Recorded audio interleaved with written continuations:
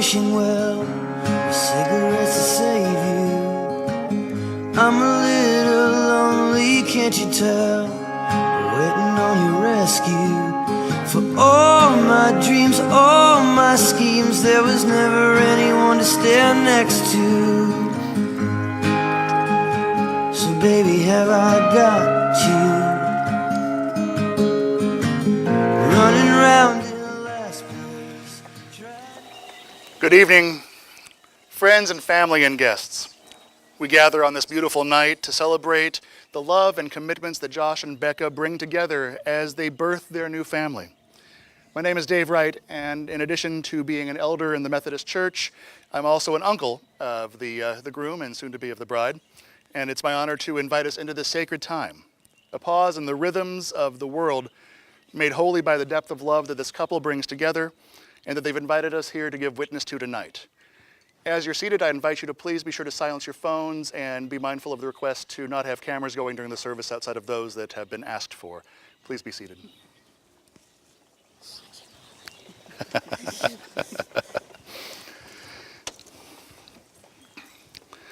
As with any wedding service, we gather from many different beliefs and practices with different understandings of the rituals and commitments involved in the commitments of marriage. I've worked with Josh and Becca these last several months to develop a service that is richly shaped by their love for one another. A love rooted in the language of equity and social justice, reflective of their deep commitments to compassion, and hopefully flavored with both a dose of fancy and humor. May we, together tonight, give witness to the ways these values shape and bless their union, and learn from the examples of love and life that they offer to us. Becca, do you take Josh to be your spouse? Will you covenant with him to live in love, honor one another, serve those in need, seek justice in the world, and grow in care and compassion for one another all the days of your life? I do. And Josh, do you take Becca to be your spouse? Will you covenant with her to live in love, honor one another, serve those in need, seek justice in the world, and grow in care and compassion for one another for all the days of your life? I do. Correct answers. I have very few rules for doing weddings. When I presided them, and this is somewhere in the 200s for me, one of them is that because of the patriarchal history of marriage, I do not include language about anybody obeying anyone. At the request of the bride and groom, tonight I have amended that rule. Becca and Josh, I ask the two of you, as you enter into your journey together, will you both continue to obey Rosie and Winnie in all of their clear expectations, needs, and demands? If so, say we will. We will. Rosie, any additions to the service? Rosie's good.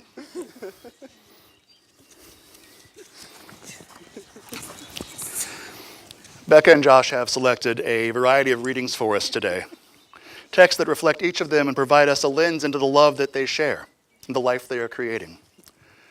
As Nathaniel Hawthorne wrote in The Scarlet Letter, it is to the credit of human nature that, except where its selfishness is brought into play, it loves more readily than it hates.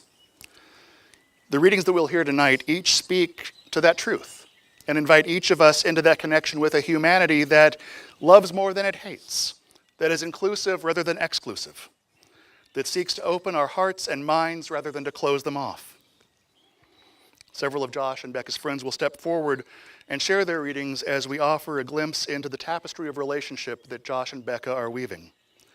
The first reading comes from one of my favorite novels, Mikhail Bulgakov's masterpiece, The Master and Margarita.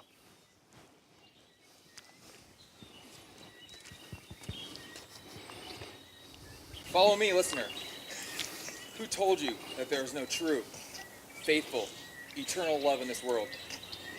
May the liar's vile tongue be cut out. Follow me, my listener, and me alone, and I will show you such a love. Love leaped out in front of us like a murder in a valley, leaping out of nowhere, and struck us both at once. As lightning strikes, as a finish knife strikes. She, by the way, insisted afterwards that it wasn't so. Though we had, of course, loved each other for a long, long time. Without knowing each other, never having seen each other. This is now the second wedding in my career that either at the rehearsal or at the wedding, pigs have been involved. Last night, for those that weren't there at the rehearsal, we had a special guest of a couple of piglets. The other wedding involving pigs involved readings from the Dalai Lama and Ayn Rand, two individuals who share very little in common in their philosophies of life. Starting with Bulgakov brings us into a truly challenging text, not just for weddings, but the text as a whole, with knives and demons and Russians and all kinds of things happening. It's a beautiful book. Highly recommend it. And yet it starts us on this path with a fierceness of love that's often missed. The language that's used in that passage, as sharp as it is,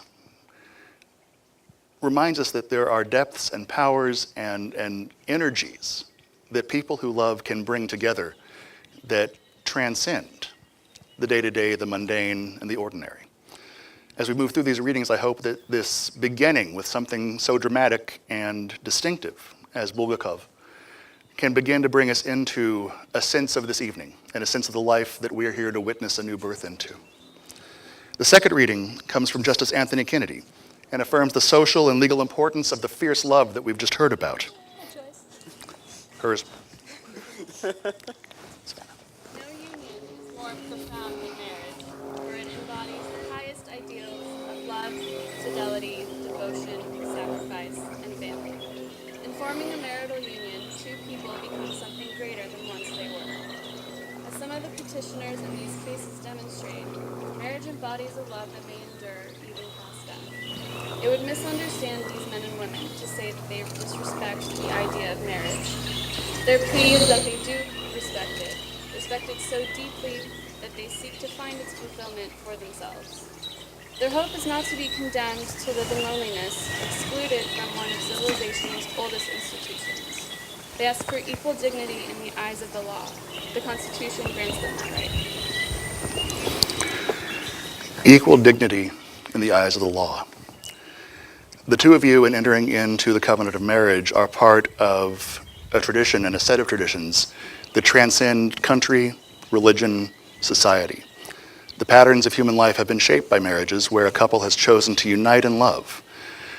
Justice Kennedy, in that decision, reminded us of the power, the importance, and the vitality of love for all people, and the reality that as any couple unites, they're joining together in something that transcends life itself, that is a right, a true, deep, and holy right for all people. It also, in the early part of his words, reminds us that part of what marriage can do is make us more than we were alone. And having known you from pretty much day one, I seem to remember your mother sinking her claws into my leg during a contraction at one point in a pickup truck. Hi, Karen. And having known Becca for a little over a year now, I've gotten to become immensely proud of both of you and what you're doing in your lives and your openness to journey and being beyond the moment. So this is my personal moment. As much as you are individually, you will be more together. You are more together. And then you throw in Rosie and family dogs and everybody else, and it just keeps going up. These are beautiful things, and the beauty that you bring to each other is tremendous. Finally, for this portion of the evening, we hear words from one of the crucial scenes of the movie Chaos Theory, centering love at the center not only of the world, but also of the human heart. Ever hear of chaos theory? It's a science that tries to determine underlying patterns in chaotic systems. Weather, ocean currents, blood flow, that sort of thing. But it turns out that there are few things more chaotic than the beat of the human heart. It's beating up, slowing down. Pretty face, flight of stairs. It's always changing, depending on what's happening out there. It's an erratic son of a bitch, but underneath all the bump-a-bump mess, there is a pattern, a truth, and it's love. The most important thing about love is that we choose to give it and we choose to receive it, making it the least random act in the entire universe. It transcends blood, it transcends betrayal, and all the dirt that makes us human.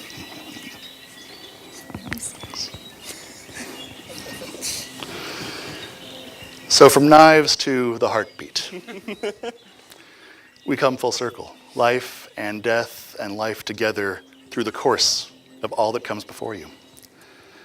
There will be chaos. One of my mentors taught us to say, and I don't actually say it and mean it, but you always marry the wrong person. Because who you are now is not who you'll be 30 years from now. You never marry who you think you're going to marry. You're going to grow and change. And the point of all this mess is that you're going to grow and change together. You're going to make the commitments, the vows that you're about to exchange, the time you've put into preparing for this day, but more importantly, the time you're going to put into living life in all of its messiness. That's what's going to move you through, even though you have no clue who he's going to be in 30 years, or vice versa, maybe 5 minutes, two of you. Into the lake. There is a lake. May your hearts beat as one. Not always in the same rhythm, not always in the same time, but alongside one another. Part of how I know and trust that you can do this is that you have people around you. And most couples hate it when I do this, but take a moment and turn and look out at your attendants and your families. The people who are here tonight. Excellent stretching. The birds if you want to. Well done. There will not be another moment like this. Whatever elaborate reunion plans and schemes you may cook up over the decades, this night is one of a kind. This moment is not the ending of something or the culmination of something, but the beginning of something new for the two of you. And so having looked around at your peoples, having looked at each other for a while, looked at me a bunch. You're so beautiful. Oh, you're the bride. You got flowers in your hair, I don't. We can fix that. I almost did. As you prepare to enter into this, if you will join into a union that is marked by the sharpness of love that transcends life and death, that feeds the two of you into a couple, into a union that is for the good and for the justice for all the people on this earth and for the earth itself, I invite you to exchange those vows that you have constructed for your marriage.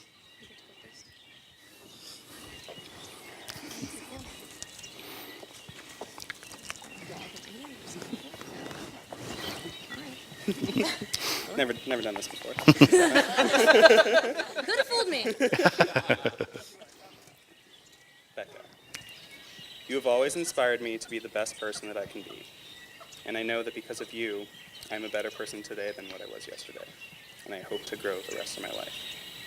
I can't imagine life without you in it. Life with you is a life at home.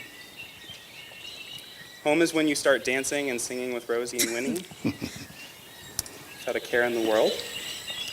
Home is just sitting on the couch and watching hours of television with each other and being happy not going out past 9. 9:30. Home is singing in the car and coming up with hyperactive alternate personalities for both of our dogs that we both inevitably believe to be true. Home is late morning starts on the weekend. Home is talking and learning more about social justice issues with you and thinking of ways that we can improve the world around us. Home is wherever you are, and I can't wait to spend the rest of my life with you. I promise to be there for you when you need me. I promise to make you smile when I can, and to be your pillow when I can't. I promise to defend others with you in our mission to civilize. I promise to challenge you so that we can both imagine a better world.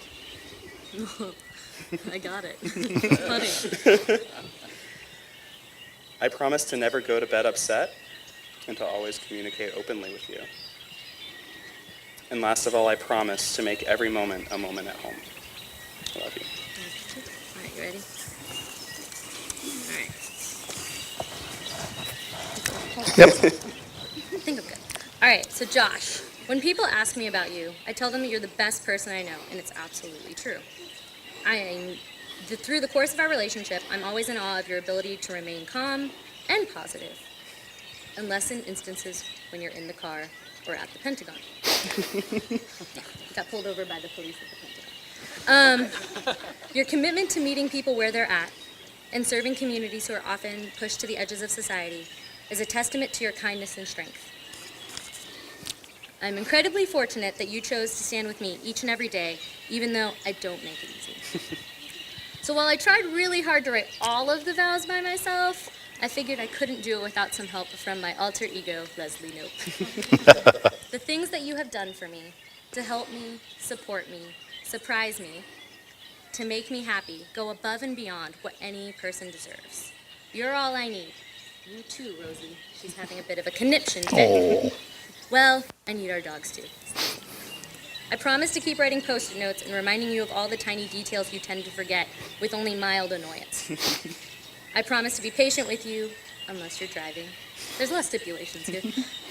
I promise to be a partner who challenges you to be your best self, even when days at work are very hard. I promise to find good moments with you and working with you to find the silly in the seriousness. I promise to continue choosing you each and every day for the rest of our lives. And I promise to support you, stand by you in your successes, failures, triumphs, tribulations, and obstacles. I love you and I like you. Good. That was all planned. Pockets. Rings. He loses them. He's got this. One ring, One by one. 2 ring, 3 ring. Just one for Rosie? No. The wedding rings, while not legally required, are one of the oldest symbols of marriage in Western society. Originally used to mark the ownership of a woman by a man. In contemporary times, the usage has shifted so that both members of a married couple of any gender may wear rings to signify their commitments to each other. In this present sense, we see the unbroken circle of the rings. We see in that circle the unbroken love of the source of life for creation. And most prominently in these moments, the rings in their unbroken gold and symbols of, I'm not sure, your rings. Your rings proclaim the commitment of unbroken love the two of you have just made to one another. Becca, if you'll take Josh's ring, I'm guessing only one of those is for him, Yeah, it's not wasted. and put it on his finger, repeating after me. Ready for this part? I'm ready. Okay, here we go. I didn't study. But That's okay. Just do what I do. yeah. Josh, with this ring, Josh, with this ring, I commit with all my heart I commit with all my heart to live into the mystery to live into the mystery of unbroken, lifelong love for you. of unbroken, lifelong love for you, With all that I am with all that I am and all that I have, and all that I have. I honor and love you. I honor and love you. That's it. Well, there you go. Your turn. I'll do it. This might be harder for me. Put that one. Let me know when you're ready. What hand? This hand? Same. Okay. Here we go.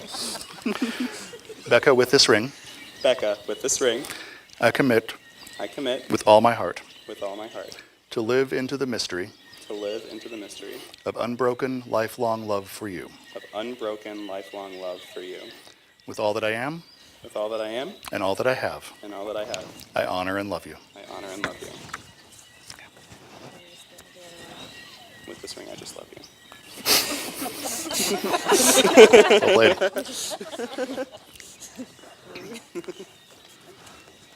Okay. Fun, yes. Oh, yeah. Becca and Josh, you have shared your desire to enter into the covenant of marriage with one another and with this community. And you have exchanged vows and signs of that commitment. Through the grace of the sacred that calls us to be in relationship with one another, your marriage is blessed and affirmed by what is holy and just and right in this world. And may all of us know that through these rituals and words and deeds, Josh and Becca are united in the mystery of sacred marriage. Let no one ever seek to come between them, as they've been brought together and sealed in love, passion, and compassion. Finally, for this moment, Becca and Josh, in the words used to confirm marriage in the wizarding world of Harry Potter.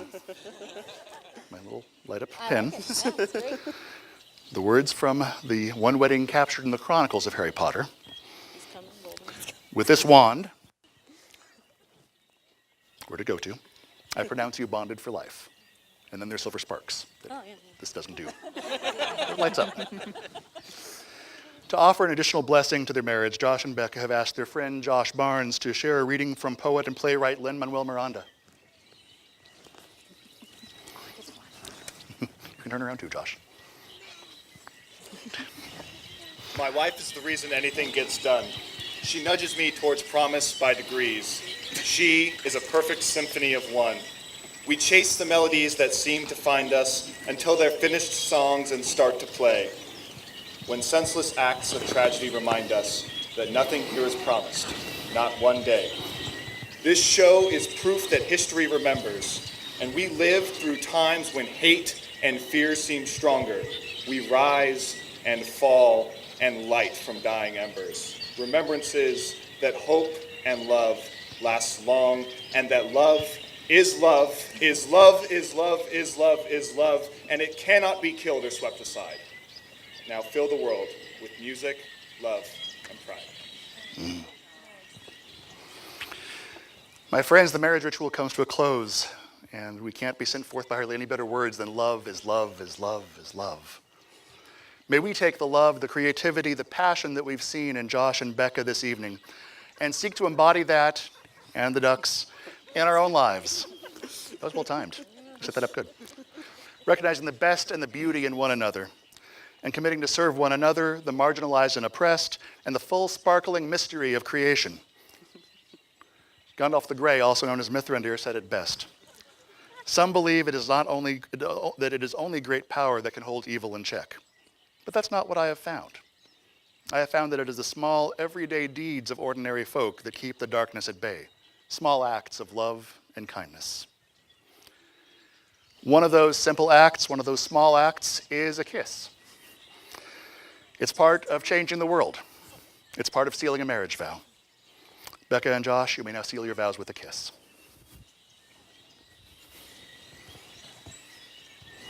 You done?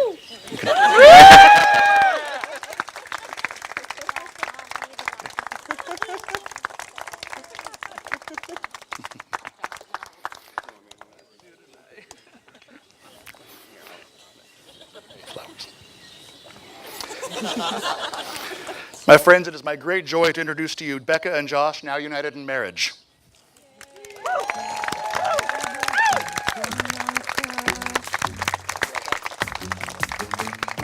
The sun fade out to a dark sky. I can't say I'd even notice it was absent. 'Cause I could live by the light in your eyes.